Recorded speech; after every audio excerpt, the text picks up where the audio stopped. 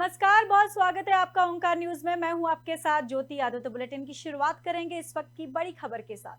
2000 के नोट बदलने की प्रक्रिया मंगलवार से देश के सभी बैंकों में शुरू हो जाएगी। ऐलान के 3 दिन बाद रिजर्व बैंक ऑफ इंडिया के गवर्नर शक्तिकांत दास ने कहा कि लोग नोट बदलने के लिए बैंकों में भीड़ ना लगाएं।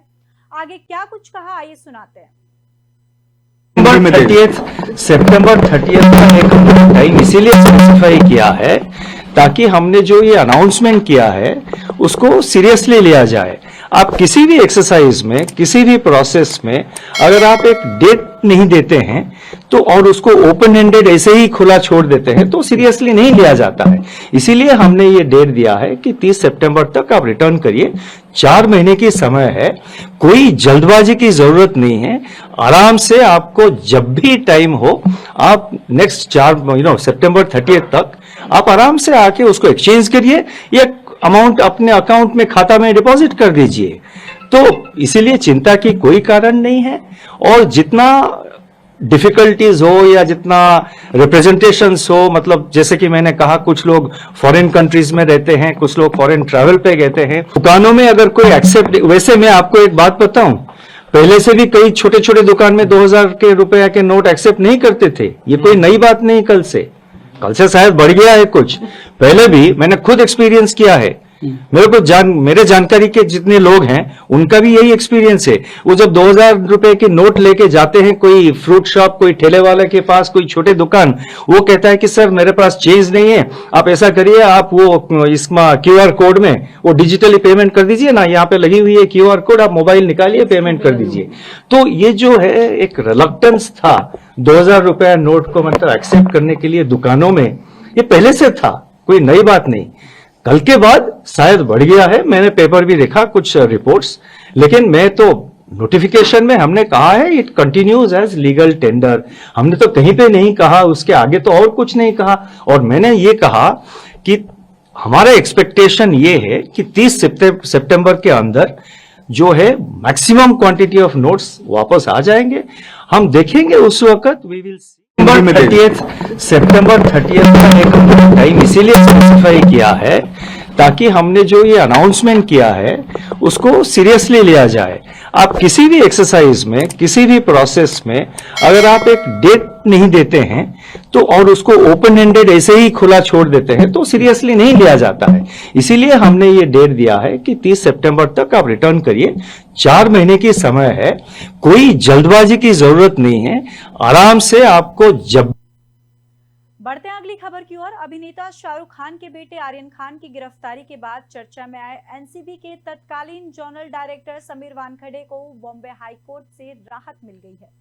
उनकी याचिका पर हाई कोर्ट ने 8 जून तक किसी भी सख्त कार्रवाई और गिरफ्तारी पर रोक लगाई है। बताते चले कि इससे पहले समीर वानखेड़े से 18 मई को पूछताछ हुई थी और जिसके बाद आज कोर्ट में पेश किया गया, जहां कोर्ट ने कहा कि याचिकाकर्ता को बुलाए जाने पर जांच एजेंसी तक पहुंचना होगा। वहीं दूसरी ओर याचिकाकर्ता किसी भी इंफॉर्मेशन को मीडिया या किसी अन्य व्यक्ति तक नहीं पहुंचाएगा। बताते चले कि इससे पहले आज कोर्ट में पेश होने के दौरान समीर वानखेड़े ने मीडिया से कहा कि उन्हें और उनकी पत्नी को पिछले 4 दिनों से धमकी मिल रही है। सोशल मीडिया पर अश्लील मैसेज आ रहे हैं, जिसके बारे में समीर वानखेड़े ने मुंबई पुलिस आयुक्त को पत्र लिखकर विशेष सुरक्षा की मांग करने की बात कही है।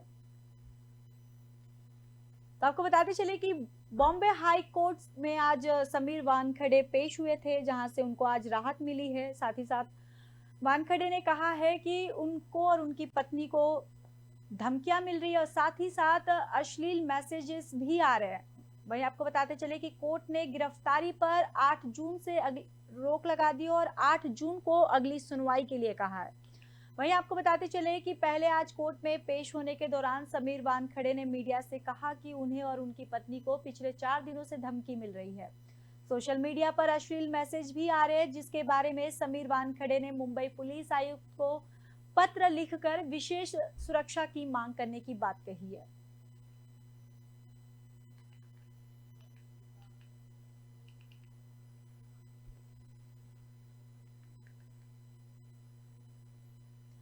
एनसीपी के प्रदेश अध्यक्ष जयंत पाटिल आज मुंबई स्थित ईडी कार्यालय में पूछताछ के लिए पेश हुए और इससे पहले प्रवर्तन निदेशालय ने उन्हें नोटिस भेजकर कार्यालय में हाजिर रहने के लिए भी कहा गया था। बताते चले कि ईडी दफ्तर जाने पहले जयंत पाटिल ने एक ट्वीट किया था जिसमें उन्होंने कहा कि आज सुबह 11 बजे ईडी ऑफिस में जाऊंगा और आगे पाटिल ने कहा कि ईडी का समन आने की जानकारी मिलने के बाद कई कार्यकर्ताओं के राज्य भर से मुझे फोन आ रहे हैं। ऐसा लगता है कि यह सब लोग मुंबई आएंगे और मेरी आप सब लोगों से विनती है कि कोई भी मुंबई ना आए और मैं ईडी की पूछताछ में पूरा सहयोग करूंगा। आप सबके प्यार के लिए धन्यवाद। आपको बताते चले कि मुंबई प्रवर्तन निदेशालय ने जयंत पाटिल को IL&FS मामले में पूछताछ के लिए नोटिस जारी किया था और ईडी को शक है कि IL&FS मामले में एक व्यक्ति को कई ठेके दिए गए थे। ऐसे में क्या उस शख्स ने कई लोगों को कमीशन दिया था, इस बात की छानबीन के लिए जयंत पाटिल को नोटिस भेजा गया था। कहा जा रहा है कि ईडी पहले से ही IL और IFS कंपनियों के लेन देन की जांच कर रही थी और वहीं ईडी को शक है कि इस कंपनी में बड़ी आर्थिक हेराफेरी और अनियमितताएं हुई हैं। इस मामले में मनी लॉन्ड्रिंग का भी शक है। पुलिस ने इस मामले में केस दर्ज कर अरुण कुमार शाह को हिरासत में लेकर पूछताछ भी की थी, जिसके बाद आज कार्रवाई को बढ़ाते हुए ईडी ने जयंत पाटिल से पूछताछ की है।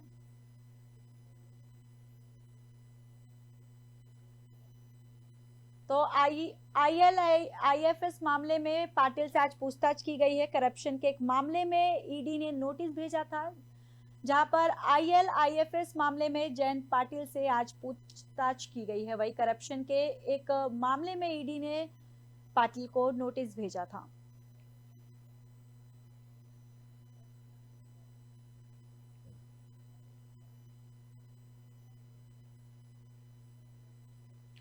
राष्ट्रीय राजधानी दिल्ली की जंतर मंतर पर करीब 1 महीने से धरना जारी है। 23 मई यानी कल उनको प्रदर्शन करते हुए 1 महीना हो जाएगा, जहां पहलवानों ने ऐलान किया कि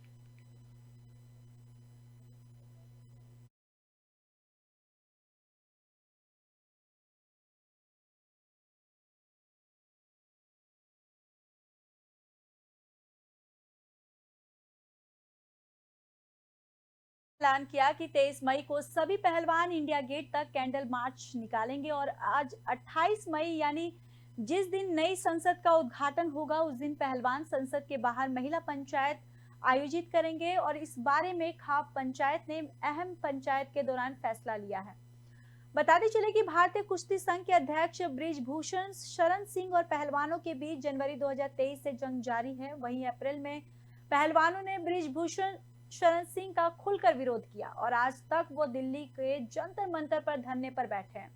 वहीं पहलवानों ने WFI अध्यक्ष पर यौन शोषण का आरोप लगाया है, जो मामला सुप्रीम कोर्ट तक गया था। वहीं WFI अध्यक्ष पर एक नाबालिग समेत 7 महिला पहलवानों ने यौन शोषण का आरोप लगाया है और इस बीच पहलवानों के चैलेंज पर बृजभूषण शरण सिंह के नार्को टेस्ट या लाइव डिटेक्टर टेस्ट कराने के लिए तैयार किया गया है, लेकिन पहलवान बजरंग पुनिया और विनेश फोगाट को भी इससे गुजरना होगा। दरअसल बृजभूषण ने फेसबुक पर लिखा कि अगर दोनों पहलवान बजरंग पुनिया और विनेश फोगाट अपना टेस्ट कराने के लिए तैयार हैं तो प्रेस को बुलाकर इसकी घोषणा करें। मैं वादा करता हूं कि अगर वे तैयार हैं तो मैं भी तैयार हूं। उन्होंने कहा कि मैं आज भी अपनी बात पर कायम हूं और हमेशा कायम रहने का देशवासियों को वादा करता हूं। वहीं WFI चीफ बृजभूषण के इस पोस्ट का बजरंग पुनिया ने जवाब देते हुए कहा कि अगर फेडरेशन के घोटाले गिनने हैं तो हम नार्को टेस्ट कराने के लिए तैयार हैं। और मैं मीडिया के माध्यम से यही बोलना चाहूंगा कि उनका अगर वो रेडी है तो उनका नार्को टेस्ट करवाया जाए, माननीय सुप्रीम कोर्ट की निगरानी में हो और पूरा देश लाइव देखे उस चीज को कि उनसे क्या सवाल पूछे जा रहे हैं और क्या जो कंप्लेंट खिलाड़ियों ने दी है उनसे क्या सवाल पूछे जा रहे हैं। उन्होंने सिर्फ 2 ही नाम लिए कि विनेश का और बजरंग का नार्को टेस्ट होना चाहिए। जिन्होंने 7 लड़कियों ने जो कंप्लेंट दी है उनका भी तो होना चाहिए ना। हम तैयार हैं। बृजभूषण का नार्को टेस्ट करा लो सुप्रीम कोर्ट के अंडर, और हमारा जो 7 लड़कियां हैं उनका करवा लो और जो भी गलत होगा उसको चाहे उसी दिन फांसी दे देना। नार्को टेस्ट करा लो। और रही सबूत की बात, वो हमें जिसको देना था वो दे दिया। और सुप्रीम कोर्ट ने जब हमारा केस लिया था तो उन्होंने ये बोला था कि बहुत सीरियस एलिगेशंस हैं और हमने ये केस ले लिया है। तो जहां हमने सबूत देने थे वहां दे दिए। अब है कि नार्को टेस्ट करा लो, सच्चाई दूध का दूध और पानी का पानी हो जाएगा। खाम पंचायत की एक बैठक हुई है। उस बैठक में उन्होंने ये प्रमुख मांग रखी है कि सांसद जी का नार्को टेस्ट कराया जाए,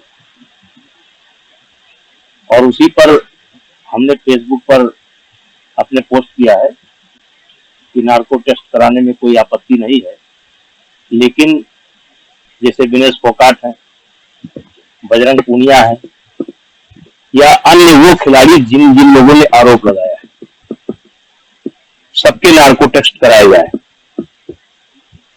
और इस आंदोलन के पीछे षड्यंत्र क्या है, मंशा क्या है,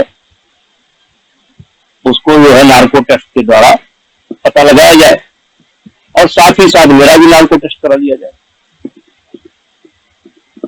अब ये मांग मैं उनकी पूरी करने को तैयार हूं, लेकिन जितने भी खिलाड़ी आरोप लगाए हैं, क्योंकि आरोप मैंने तो लगाया नहीं, तो उनके भी नार्को टेस्ट कराया जाए, और साथ ही साथ मेरे भी नार्को टेस्ट कराए जाए, जिससे पता लग सके कि इस षड्यंत्र के पीछे कौन है और या सच्चाई क्या है। वो सच्चाई देश की जनता के सामने आ जाएगी, और उसके लिए मैं तैयार हूं। और मैं मीडिया के माध्यम से यही बोलना चाहूंगा कि उनका नार्को, अगर वो रेडी है तो उनका नार्को टेस्ट करवाया जाए, माननीय सुप्रीम कोर्ट की निगरानी में हो, और पूरा देश लाइव देखे उस चीज को कि उनसे क्या सवाल पूछे जा रहे हैं। और तो वहीं हिंसाग्रस्त मणिपुर में सोमवार दोपहर बाद एक बार फिर से हिंसा भड़क गई है। बताया जा रहा है कि चार घरों को अज्ञात तत्वों ने आग लगा दी है। वहीं किसी के हताहत होने की खबर नहीं है। सेना, असम राइफल्स और मणिपुर पुलिस के जवानों को तैनात कर दिया गया है। क्षेत्र में एक बार फिर तनाव की स्थिति भी बन गई है। सूत्रों के मुताबिक एक पूर्व विधायक और उसके 2 सुरक्षा कर्मियों को भी हिरासत में ले लिया गया। हालांकि किसी ने अभी तक इसकी पुष्टि नहीं की है।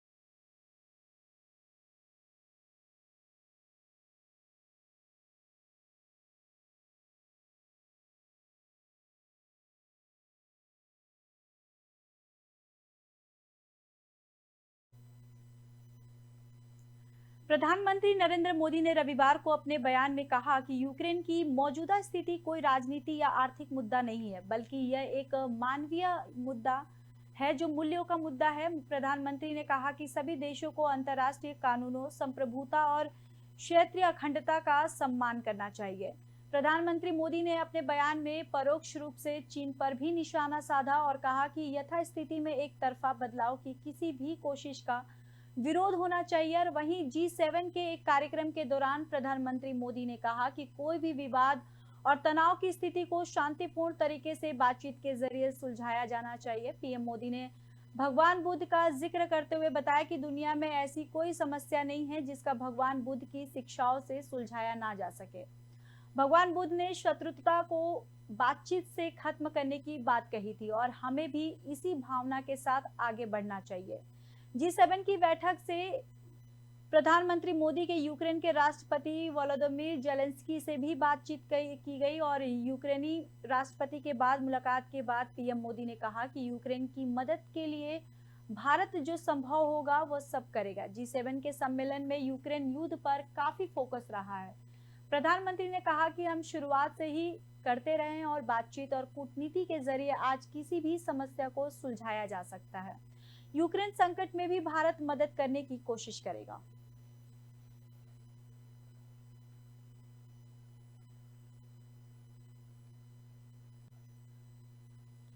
जम्मू कश्मीर के श्रीनगर में आज से शुरू होने वाली G20 टूरिज्म वर्किंग ग्रुप की बैठक को देखते हुए सुरक्षा व्यवस्था कड़ी कर दी है। वहीं शेर कश्मीर कन्वेंशन सेंटर में आयोजित होने वाली इस बैठक के लिए मरीन कमांडो से लेकर NSG तक की तैनाती हो चुकी है और इस बीच कार्यक्रम में बड़े बदलाव की भी बात सामने आ रही है। दरअसल टूरिज्म वर्किंग ग्रुप सम्मेलन में भाग लेने आए विदेशी मेहमान अब बारामूला के गुलमर्ग नहीं जाएंगे। अधिकारियों ने आखिरी मिनट में ये बदलाव किया है। हिरासत में लिए गए ओवरग्राउंडेड वर्कर के खुलासे के बाद G20 के मेहमानों की यात्रा को पॉश होटल तक सीमित किया गया है। G20 की बैठक को देखते हुए पूरी घाटी में सुरक्षा कड़ी कर दी गई है और NSG और मरीन कमांडो पुलिस और अर्धसैनिक बलों की मदद कर रहे हैं और इसके साथ ही किसी विस्फोटक या IED की जांच के लिए स्कैनर और खोजी कुत्तों को भी लगाया गया है।